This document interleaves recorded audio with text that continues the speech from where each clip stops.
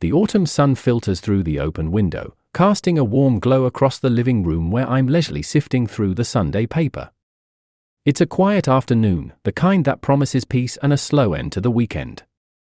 My son, Oliver, is somewhere upstairs, likely lost in the world of his action figures and makeshift forts.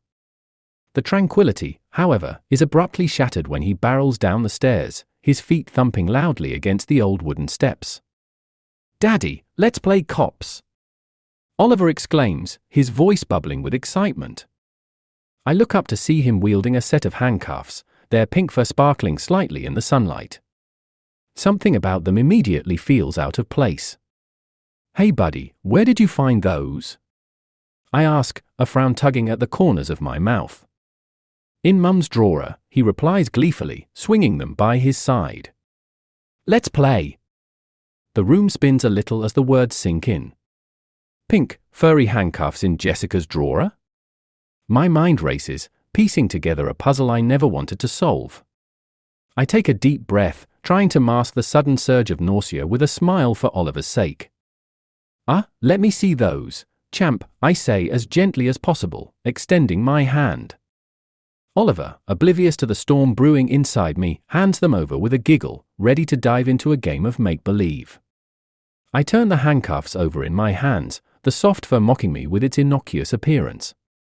It's clear they aren't a novelty item from some bachelorette party, they're for adults, intimate adults. And suddenly, a chilling thought grips me, Jessica is using them with someone else. The realization hits like a punch to the gut. I've never seen these handcuffs before, never even imagined Jessica into such play. The threads of trust start to unravel, each tug filled with images of betrayal. "Daddy, come on. I'll be the cop first." Oliver's voice pulls me back from the edge of my spiraling thoughts. "Actually, buddy, let's play with something else," I manage to say, voice strained. "How about we build a spaceship with your blocks?" Oliver pouts for a moment, but then his face lights up at the idea of a new game. "Okay, Daddy. Let's make it super big." As I sit on the floor, snapping blocks together with more force than necessary, my mind doesn't follow the game. It's back in Jessica's drawer, with the handcuffs, and with the unnamed shadow now looming over our marriage. The seeds of revenge begin to take root in my heart, an unwelcome but insistent sprout fueled by anger and hurt. I decide then, watching Oliver place a block atop our shaky spaceship, that I will find out the truth. I will uncover the lies, expose the deceit, and in the end, Jessica will face the consequences of her actions. She won't see it coming, she'll be too caught up in her secret adventures. And by the time she realizes the game has changed, it will be too late. The spaceship towers precariously between us, a fragile structure built on shaky foundations, much like the future of our family. As Oliver places another block, laughing at his own engineering skills, I force a smile, knowing everything is about to change. The innocence of our Sunday afternoon fades into a calculated silence, filled with plans of retribution. It's no longer just a game. It's a mission. And I am determined to win. Monday morning arrives with a tense air as I drop Oliver off at school. He waves goodbye, carefree and cheerful, his innocence a stark contrast to the turmoil swirling inside me. As I drive to work, my mind replays yesterday's discovery and the decision that followed. The determination to uncover the truth about Jessica's betrayal sharpens my focus, turning each moment into an opportunity for clues. I make a detour before reaching the office, stopping at a quaint coffee shop where I know one of Jessica's friends, Marie, often begins her day. The bell above the door chimes as I enter, and I spot Marie seated in a corner booth, her attention buried in a laptop. "Hey, Marie," I greet, approaching her with a forced casualness. Marie looks up, her expression brightening. "David! What a surprise! Join me?" I slide into the booth opposite her, my heart racing with purpose. "Thanks. Just thought I'd grab a coffee and saw you here. How's everything?" "Can't complain," she says, closing her laptop. "What about you? You look a bit off, if you don't mind me saying." I nod, stirring my coffee slowly. "Yeah, it's been a weird couple of days. Actually, I was hoping to ask you something. Her eyebrows rise, curiosity piqued. Sure, anything. It's about Jessica. Have you noticed anything different about her lately? Anything unusual? Marie's face stiffens slightly, a flash of something crossing her features before she masks it with a smile. Jessica? No, she's been her usual self. Why? Is something wrong? I lean in, lowering my voice. I found something odd at home. It might be nothing, but it's been bothering me. My gaze locks with hers, searching for any sign of deception. Marie shifts uncomfortably, her fingers tapping on the table. David, Jessica is my friend. I don't feel comfortable. Marie, please, I interrupt, my voice edged with desperation. I need to know if she's seeing someone else. The words hang between us, heavy and accusatory. After a tense pause, Marie sighs. Look, I honestly don't know. But if you think something's up, maybe you should talk to her directly. Disappointment washes over me, but I nod, thanking her for her time. As I leave the coffee shop, the lack of concrete information feels like a setback, yet the unease in Marie's demeanor suggests there's more to uncover. Back at the office, I can hardly focus on my work, my thoughts disrupted by the image of the pink handcuffs. During lunch, I make a call to a private investigator. It feels extreme, but the gnawing doubt won't let me rest. Hi, I need someone to look into a personal matter, I explain once the PI picks up. We can help with that, the investigator replies, his voice professional and detached. What exactly are we looking at? It's my wife. I believe she may be involved with someone else. We can start surveillance, track her activities, gather information. You'll have answers, he assures me.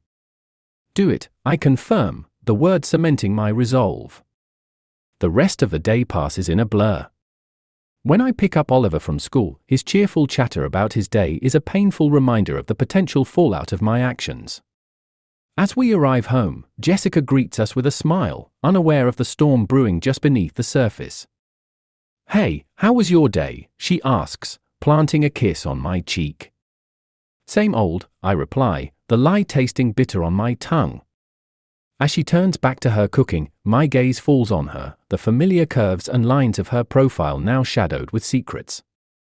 I wonder if I'll even recognize her once everything comes to light. With each ticking second, the web of lies tightens, threatening to unravel everything we've built. But I'm committed now, driven by a need for truth, or perhaps revenge, regardless of the cost. The following days unfold with the precision of a well-oiled machine. I find myself splitting time between work, home, and clandestine meetings with the private investigator I've hired, a man named Rick who operates with a methodical detachment that both comforts and unsettles me. Rick updates me over a secluded corner of a bustling diner, his laptop open to a series of photographs and timestamped notes. The air hums with the low murmur of other diners as I lean forward to inspect the evidence of Jessica's last few days. We've got her routine down, Rick begins, pointing at the screen. She leaves for work at 8:15, hits the gym Tuesdays and Thursdays, and usually meets someone for lunch once a week. Someone? I probe, my voice tight. Who? That's where it gets interesting. Rick flips to a surveillance photo showing Jessica sitting across from a man in a sleek, modern cafe. This guy appears every Wednesday at the Green Nook Cafe. We haven't ID'd him yet. I study the man's blurred face, a coil of anger tightening in my stomach. I need to know who he is. Rick nods, tapping a few keys. We're on it. I'll dig deeper, see what else I can find. Gratitude mingles with my simmering fury. Thanks, Rick. Keep me posted. Later that night, the house is quiet except for the soft hum of the refrigerator and the distant sound of a car passing by. Oliver is fast asleep, and Jessica is in the shower. My mind races as I contemplate confronting her with the knowledge of the mysterious man. Instead, I decide to wait for more concrete evidence. It feels like a tactical delay, each moment strung tight with anticipation. The next day, driven by a mix of dread and determination, I decide to follow Jessica myself. I tell her I'm leaving for work, but instead, I park a block away and wait for her to leave. The minutes drag, each one sharpening my resolve. When Jessica finally exits the house, she's dressed in her usual work attire, her demeanor relaxed and unsuspecting. I trail her at a safe distance, the familiar streets blurring into a canvas of my escalating fears. She pulls into the parking lot of Green Nook Cafe. Today is Wednesday, the day she meets him. My grip tightens on the steering wheel as I watch her disappear inside. I wait for several agonizing minutes before deciding to follow. Inside, the cafe buzzes with the chatter of mid-morning patrons. I spot Jessica at a table in the far corner, laughing at something her companion says. My heart pounds as I approach, unnoticed. Jessica, I say, my voice calm despite the storm inside. She looks up, startled, her smile faltering as she sees me. David!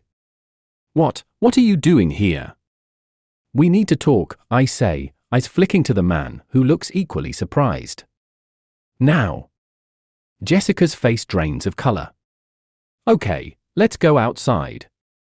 The three of us stand awkwardly. Jessica looks between me and the man, her eyes wide with fear. David, this is Michael. From work. Michael extends his hand, which I don't take. We were just discussing a project. I glance at Michael, then back at Jessica. At a cafe? Every Wednesday? My voice is low, controlled. Jessica opens her mouth, then closes it, lost for words. Save it, I snap, turning on my heel and walking away, the pieces of the puzzle settling into a painful picture. As I drive away, the weight of the encounter presses down on me. The confrontation had not provided the closure I expected. Instead, it opened a new wound, one that promised to fester in the silence of our home, in the stretches of night when trust used to lay. Now, only shadows remain. The atmosphere at home has thickened into a palpable tension, the kind that clings to the corners of rooms and sits heavily in the air. After the confrontation at the cafe, Jessica and I barely speak, moving around each other like two stars trapped in a decaying orbit. Oliver, sensitive to the shift, tries to bridge the gap with games and stories, but the gulf is too wide, filled with too many unspoken words. I spend the next few days wrestling with my thoughts and the fragments of my marriage.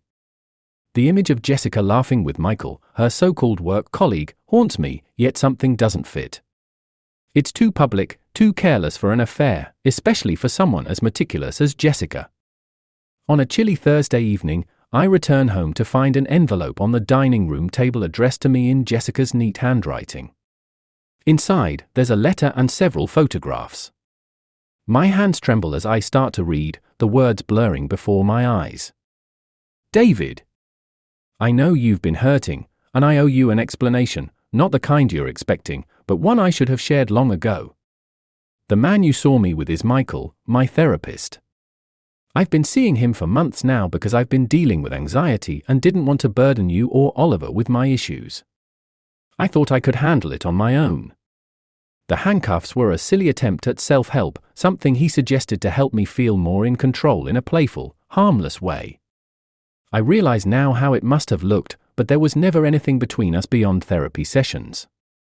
I've included some session receipts and a note from Michael to explain everything. Please understand, I never meant to deceive you or hurt you.